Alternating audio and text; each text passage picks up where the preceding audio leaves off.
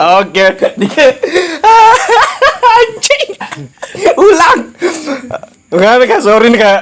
Banyak sekali kendala ini malam ini. Terlambat, biasa. kita mulai tengah malam. Kesalahan teknis. Biasa dalam. Iya, ini nih, apa nih? Kulihat nih fenomena kali ini tuh. Maksudnya di lingkaran-lingkarannya kita ini lingkaran arkeologi lah, arkeologi Unhas. Khususnya Pak. Kan lama Kijo tidak ketemu ini. Tuh, mau cerita-cerita ya masa lalu lah. Ya. Terkait riset yang pernah Bapak lakukan mengenang masa lalu. Mengenang masa lalu begitu terkait dengan riset. Iya. Kan Bapak kayaknya syarat pengalaman waktu mahasiswa toh. Ya, Ditambah lagi skripsi yang begitu luar biasa dan semua orang ngakui anjing. Bukan pengakuan juga sih, tapi mungkin secara metodologi jauh berbeda dibanding Yang lain yang lain. Iya, karena kan di masa itu kan kebanyakan generasi kita lari ke prasejarah, toh. Banyak fokus ke CRM, rock art. Baru Bapak ini memilih satu tema yang berbeda. Betul. Yang berbeda dan mungkin rumit karena sudah banyak riset di dalam. Iya. Penelitian saya, lokasi penelitian saya. Apa? Itu Kak, maksudnya kan kita tahu semua kalau yang kita tuliskan benteng Rotterdam tuh. Waktu itu 2000 berapa lagi? 2016 Tapi dengan memulainya itu saya dari tahun 2014. Ya, 2014 mulai proposal tuh. Maksudnya kita tahu kalau benteng itu ikon kota tuh. Ikon kota Makassar dan pastilah banyak yang sudah menulis tentang benteng. Yang saya masih habis pikir bisa-bisa kita dapat itu ide. Itu sih. Maksudnya kita cerita dulu itu. Ini cerita biasa saja ya. Saya berpikir pada saat itu saya selalu dalam memilih sesuatu, saya melihat selalu peluang. Peluang. Nah, peluang. Pada saat itu saya melihat ini peluang buat saya. Teman-teman banyak yang prasejarah. Saya memilih kenapa saya harus ambil prasejarah, kalau semua ambil tema prasejarah lebih saya memilih yang berbeda dari teman-teman. Nah, makanya saya pikir kalau begitu saya ambil kolonial saja. Pada saat itu juga saya pikir-pikir kalau untuk bagus ya saya mau ambil ya ikon gitu yang lebih menonjol. Bukan misalnya Society de Harmony atau yang lain-lain, tapi saya mau ambil yang lebih menonjol gitu, yang melihat ruh kota atau cikal bakal suatu kota terbentuknya kota Makassar. Ya itu makanya saya pilih Rotterdam sebagai lokasi penelitian saya pada saat itu. Apalagi isu yang kita ambil lagi? Saya pada saat itu mengambil lebih isunya itu terkait dengan struktur perolehan sumber bahan struktur terkait dengan bagaimana manusia orang pada saat itu mengakses atau mengambil sumber bahan yang ada di sekitaran struktur benteng Rotterdam pada saat itu. Cari di mana ini, dari mana semua ini bahan bakunya ini struktur bentengnya? Iya pada saat itu. Ini kan Rotterdam kan ini megah. Iya. Dalam artian megah, maksudnya orang sekarang belum tentu bisa membuat Rotterdam. Belum bisa dibangun seperti begitu. Belum tentu bisa membangun seperti itu dan masih bertahan sampai dari 300 tahun yang lalu sampai sekarang. Dari 1600 sampai sekarang itu masih ada buktinya dan masih utuh. Makanya saya pikir untuk berpeluang lebih saya ambil Rotterdam saja sebagai bahan atau lokasi situs saya untuk dijadikan skripsi. Ya iya, asal mula apa? Isu ini muncul dari mana kita dapat? Pada saat itu ada penelitian atau ada salah satu peneliti yang dari itu University Australia. Pada saat itu dia melakukan riset hampir di Sulawesi Selatan, hampir keseluruhan Sulawesi Selatan pada saat itu, baik zaman prasejarah atau zaman kolonial pada saat itu atau kerajaan yang orang populer sebut namanya David Bulbeck pada saat itu.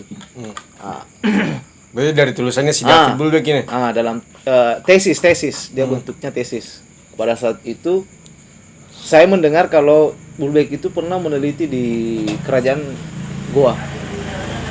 Khususnya pernah dia meneliti di Goa dan dia menulis di disertasinya.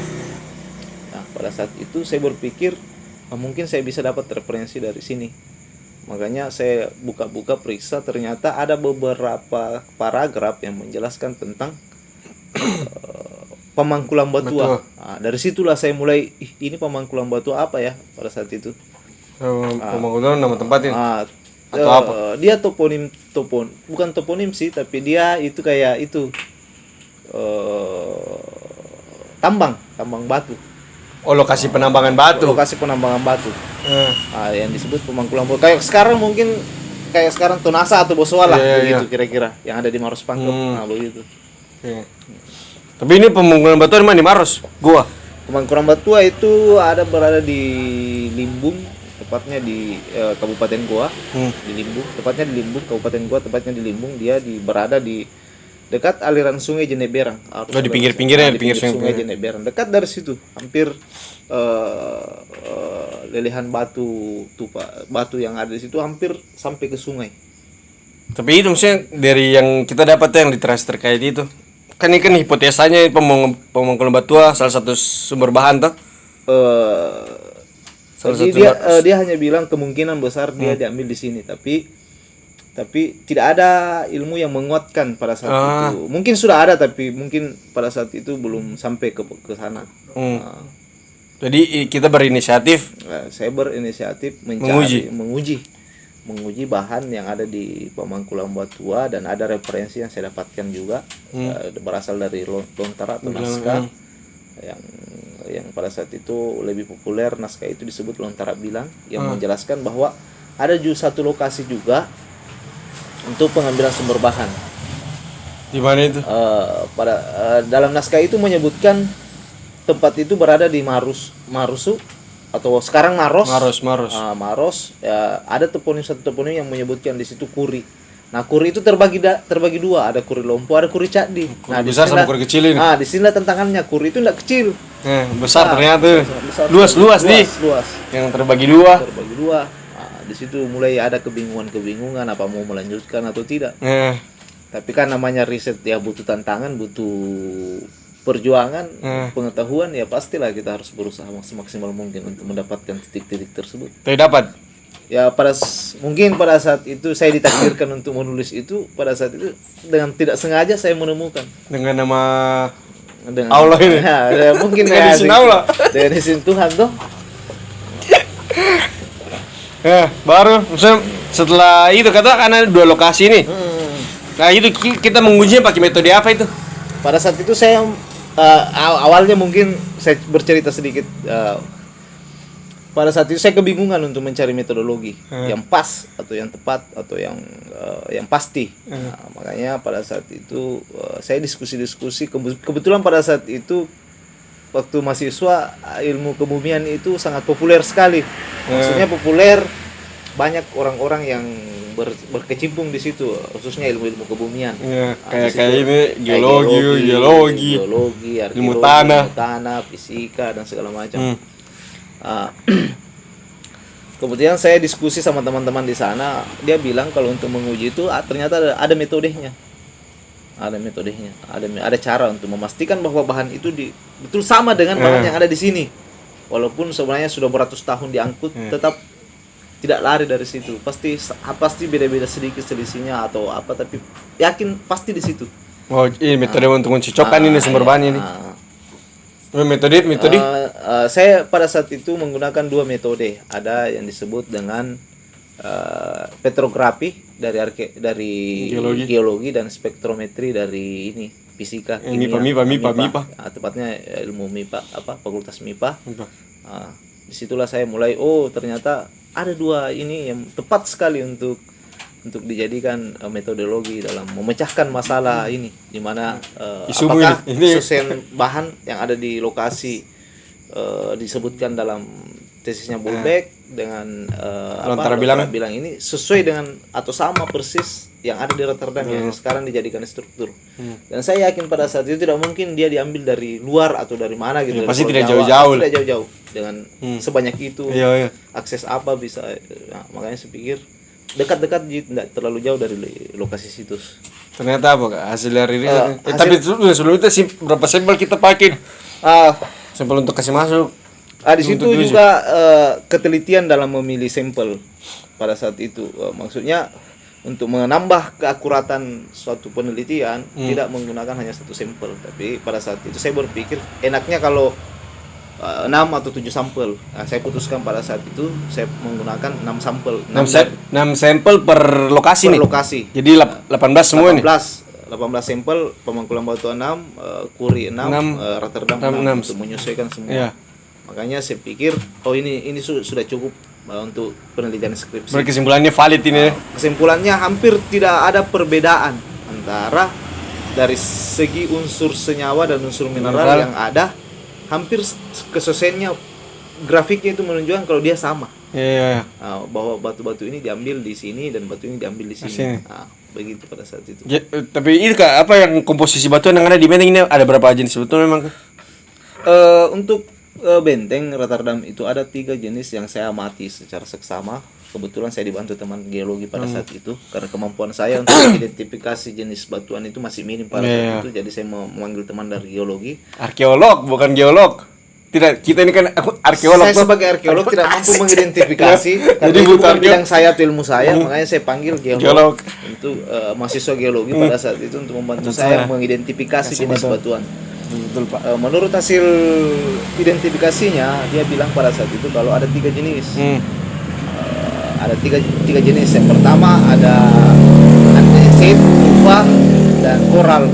Andesit, tufa sama koral. Tapi tufa ini terbagi 2 lagi. Ternyata apa itu? Ada kristal tuf, ada fitri tuf. Ternyata. Dan keduanya ini ternyata diambil dari tempat yang berbeda. Bukan satu tempat, tapi tempat yang berbeda. Saya tidak tahu, itu banyak penjelasannya secara geologis. 2 lokasi ini menunjukkan ada, misalnya kayak di Kuri itu dia itu fitri tuf jenisnya. Kalau dari gua itu kristal tuf. Beda berarti ini. Berbeda walaupun kira campur yang di Kuri dan Pemangkulan sama. Beda. Satu kristal tuf, satu fitri tuf. Untuk mengetahui itu ya mungkin geolog yang bisa menjelaskan prosesnya seperti apa, kenapa bisa ada kristal, ada fitri dan ternyata dia satu jenis batu tufa tapi berbeda. Secara kalau mau diklasifikasi lebih kecil lagi secara geologis. Yang menariknya itu ya, karena fitri ternyata di Kuri yang apa saja kristal tuf itu ada di Pemangkulan Batu ya? Pemangkulan Batu pada saat kira acak. Tidak. Pada saat itu saya dijelaskan sama teman geologi pada saat itu bilang, tidak, ini ada 2 jenis batuan yang ada melekat pada struktur benteng. Misalnya, yang ini tufa tapi dia kristal. Ini tufa tapi dia fitri. Bukan tufa secara umum. So, menarik ini. Karena berarti lebih khusus lagi tuh, baru kalau batu ini ambil dari ini. Saya sampai masuk ke dalam situ, sampai ke ruang-ruang itu, sampai ke tahapan itu. Tapi yang paling dominan di benteng ini batuan apa? Kalau di sini juga saya kenapa skripsi saya kan fokusnya hanya sebatas tufa saja, tidak lebih. Yang kedua itu saya abaikan karena alasan saya pada saat itu yang mendominasi untuk dijadikan struktur itu yang mendominasi adalah tufa. Itu pertama, itu alasan saya pertama. Yang kedua, alasan kedua saya adalah posisi-posisi penempatan batuan tufa pada saat itu di tempat-tempat yang vital.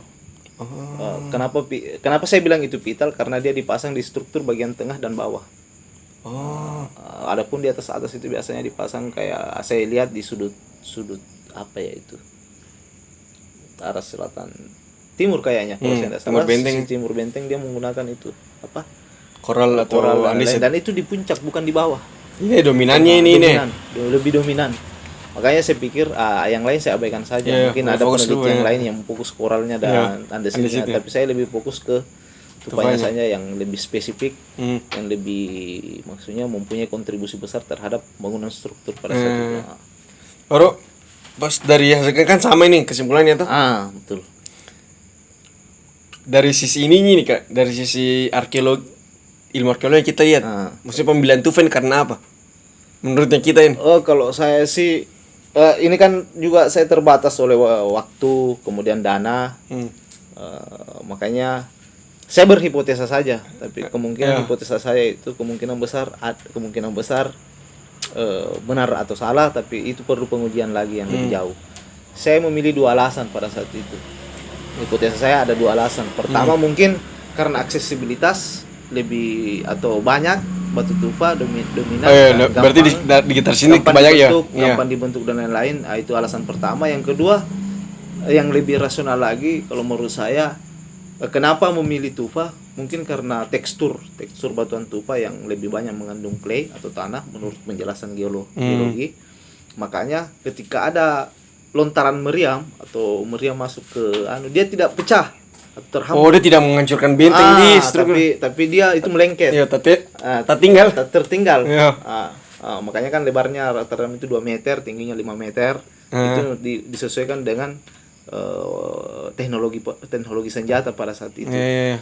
Jadi saya pikir makanya kalau kita ke Rotterdam jalan-jalan masih banyak itu kita menemukan lubang-lubang meriam, lubang-lubang bekas peluru meriam, yang melekat di dinding benteng. Maksudnya masih ada bekas lubang-lubangnya itu. Kemungkinan besar saya berpikir dia tidak langsung pecah. Tidak itu yang kayak jenis batuan yang lain ketika mungkin dibom atau di meriam terhambur retak. Kalau dia retak mungkin turun jatuh pecah ambruk tapi kalau dia merekat dalam kemungkinan besar dia akan tinggal. Itu hipotesa saya. Itu masih perlu penelitian yang lebih jauh. Tapi kalau gambaran sederhana begitu pemilihan tufa. Kira-kira seperti itu. Ini juga Kak yang saya tidak serius juga tuh. Iya. Kalau dari penelitian ini kan beda dengan penelitian prasejarah ini. Yang paling menarik atau yang bikin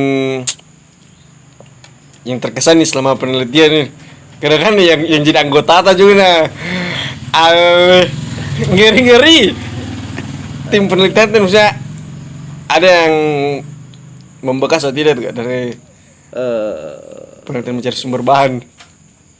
Maksudnya membekas seperti apa maksudnya? Yang paling kan penelitian mahasiswa ini tuh yang paling membekasnya apa nih?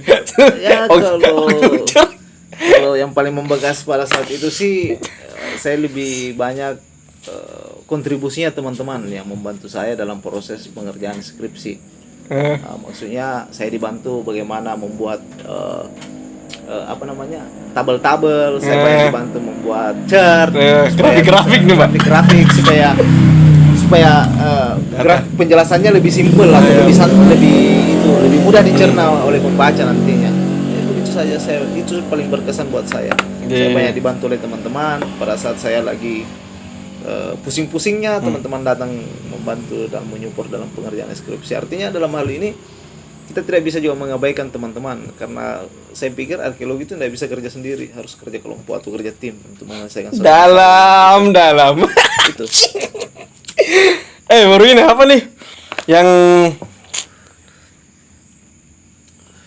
di MIPA itu pakai apa lagi? Spektrometri. Sama tapi siapa lagi? Ada spesifiknya lagi. Dia itu namanya XRF. Mineral itu dia senyawa. Unsur senyawa yang terkandung dalam suatu batuan. Betul. Itu yang sangat valid.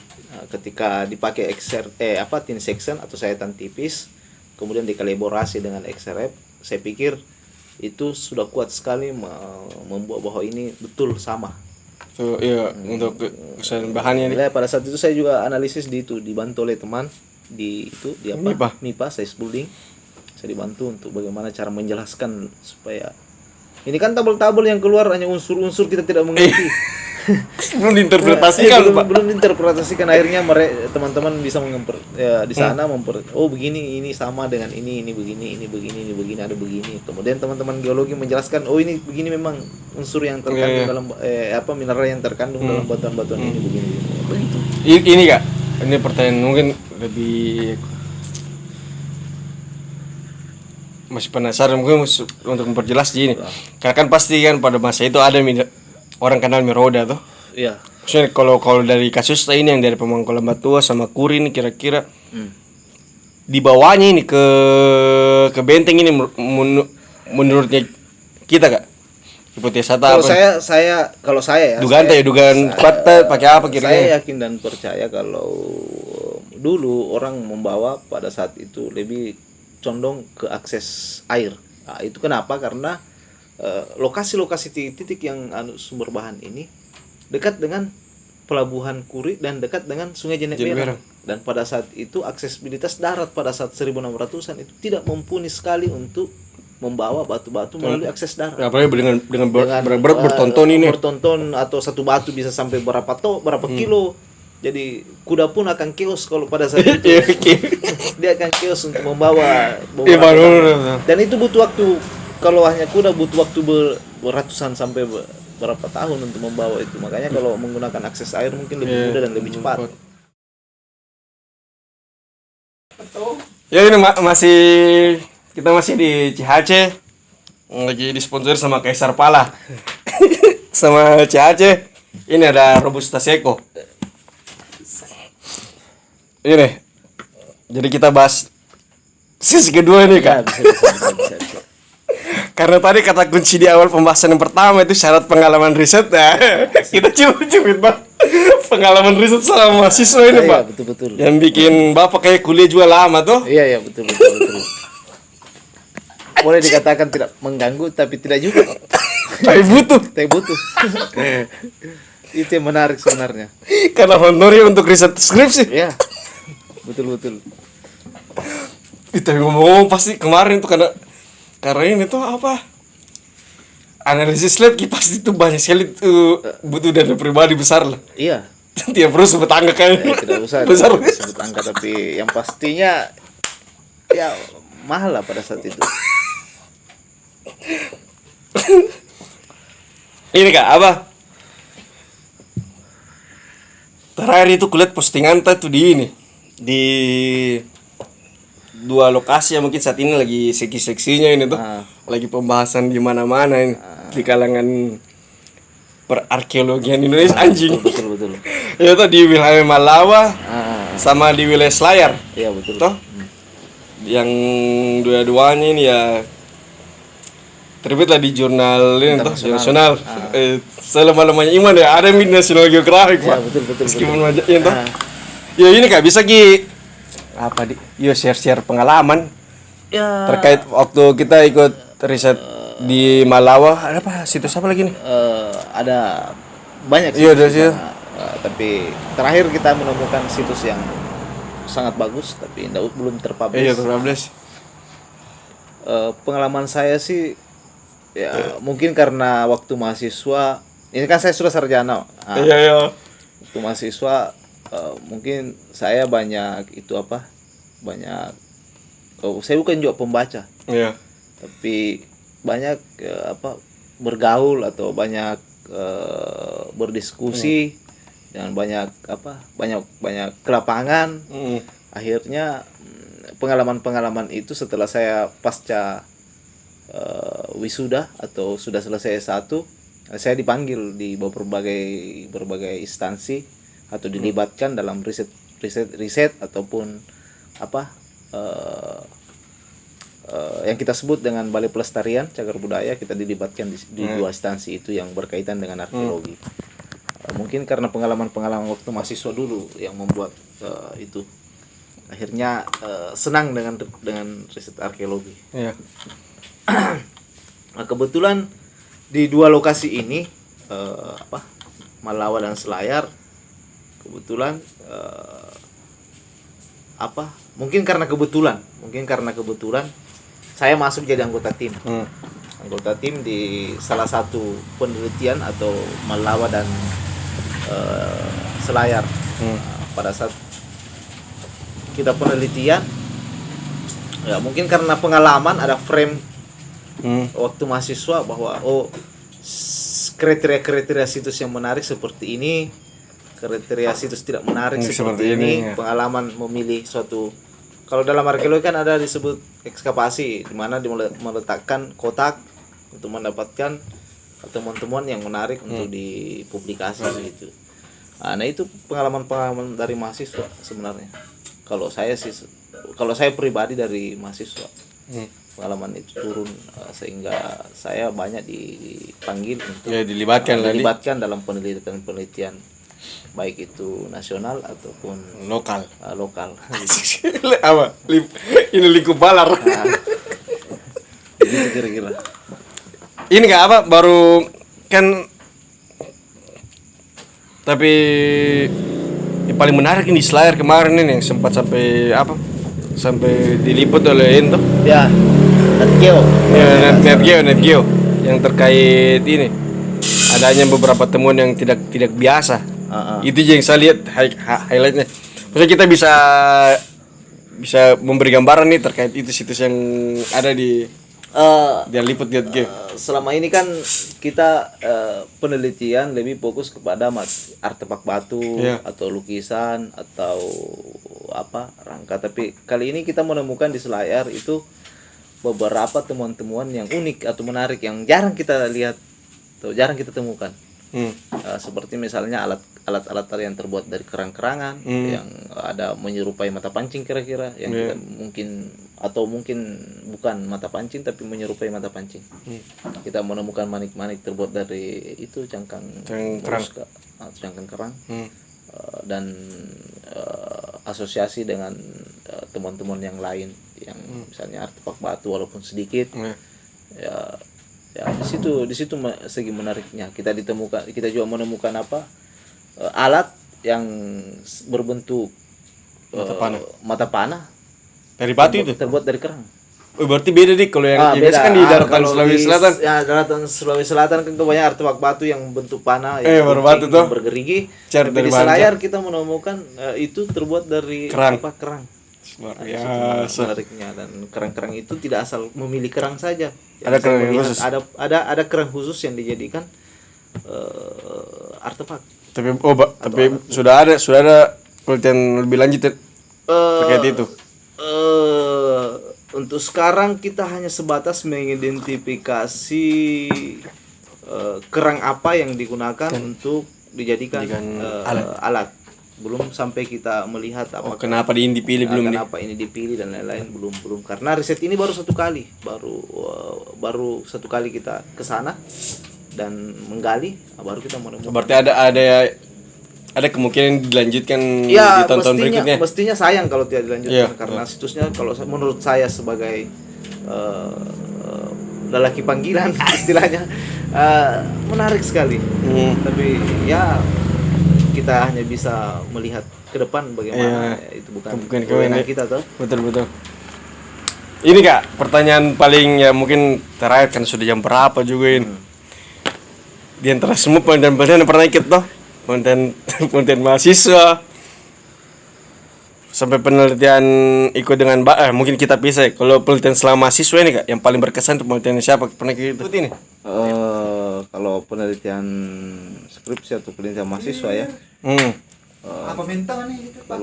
Kalau saya sih ya penelitiannya ada senior yang saya ikuti satu kali. Nah, itu berkesan sekali buat saya karena kenapa? Di situ saya banyak berproses, banyak belajar. Tentang apa itu? Dia tentang terkait dengan situs megalitik. Di Toraja? Tidak di salah satu wilayah di Boni. Nah, di situ saya banyak belajar. Kemudian proses itu. Kemudian ada satu juga praktek mata kuliah yang saya ikuti. Di situ juga saya banyak belajar terkait dengan posisi-posisi pemetaan atau dan segala macam yang berkaitan dengan disiplin ilmu kita. Di situ saya banyak sangat berkesan menurut saya. Di situ ya? Di situ. Mata kuliah. Lepas dari itu ya main-main ke lapangan, ngumpul-ngumpul sama teman-teman rame-rame. Oh, selain itu bukan belajar nih, hangout aja sama teman-teman. Iya. Tapi itu menarik untuk menambah pengetahuan tentang ini disebut situs ini, disebut situs ini. Selemah-lemahnya iman tahu apa objeknya. Ya, apa objeknya yang ada di situ. Ya. Oke, pengen nih Mbak, waktu tadi nih. Ya. Karena semakin malam tuh baru semakin ngawur juga pembahasan nanti. Iya. Ditakutkan toh. Baik kita akhiri dulu sampai sini, Pak. Ya, sampai jumpa di lain waktu ya. Ya. Sama-sama. Mudah-mudahan ini bisa bagus dan berkembang. Siap, Pak. Oke. Anjing. Oke, bye.